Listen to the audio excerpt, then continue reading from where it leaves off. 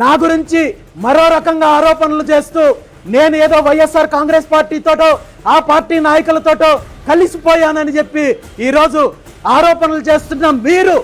గత 20 నెలల కాలంలో పూర్తి స్థాయిలో గత 5 సంవత్సరాల్లో జరిగిన అవినీతిలో భాగస్వామ్యం కోసం వెంపర్లాడుతున్నది మీరు, మీ నాయకులు. అదేవిధంగా భూ కేటాయింపుల్లో కావచ్చు, గనుల కేటాయింపుల్లో కావచ్చు, ఇసుక దందాల్లో కావచ్చు, అక్రమ మైనింగ్లో కావచ్చు, ఎర్రచందనం స్మగ్లింగ్లో కావచ్చు, వీటన్నింటిలో కూడా భాగస్వామ్యం పెట్టుకొని గత ప్రభుత్వంలో ఉన్న ఏ ఒక్క దోపిడీ పైన చర్యలు తీసుకోకుండా, ఏ ఒక్క నాయకుడి పైన చర్యలు తీసుకోకుండా డ్రామాలు ఆడుతూ, కుట్ర రాజకీయాలు చేస్తూ, నీచ రాజకీయాలు చేస్తూ, మాఫియా రాజకీయాలకు తెరతీసి ఈరోజు ఉంటే నువ్వు ఉండాలి, ఇదే లేదా నేనుండాలన్నట్టు